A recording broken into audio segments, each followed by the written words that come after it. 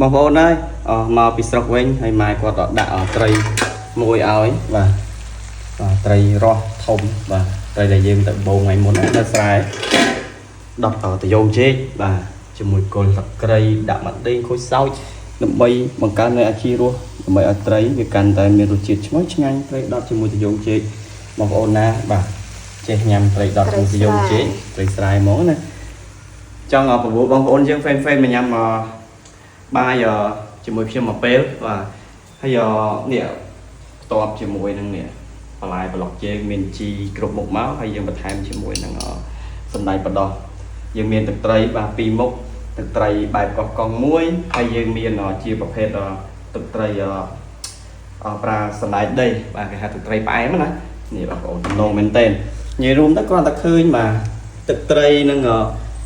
នេះជីគ្រប់មុខរបស់យើងក៏ស្រក់ទឹកមាត់តក់បាទគូផ្សំជាមួយនឹងត្រីខ្សែរបស់យើងគឺវិញមកពីស្រុកមកនៅសតតែមួយបាទសតមួយហ្នឹងឥឡូវប្រហើយថ្ងៃនេះបងបាទនៅស្រុកក៏ចង់ផើនៅវិញក៏ចង់ផើនិយាយរួមទៅតើណាក៏ចង់ផើដែរឲ្យតែចិត្តថាចង់ធ្វើនិ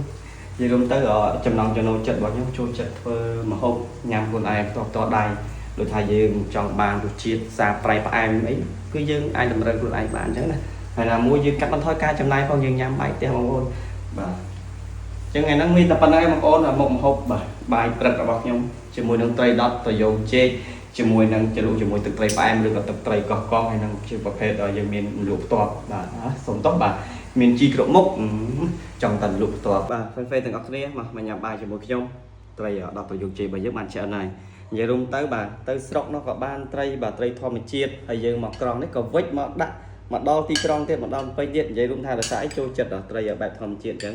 มันអាចខ្វះបានទេយើងមានទឹកត្រីផ្អែមបាទជាមួយសណ្តែកដីហើយមានទឹកត្រីកោះកង់ទំនងមែនទេ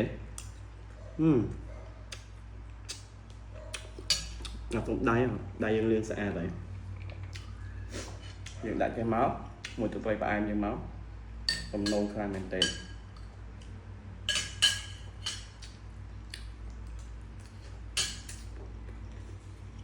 ជីគ្រប់មុខបងប្អូនបាទជីគ្រប់មុខ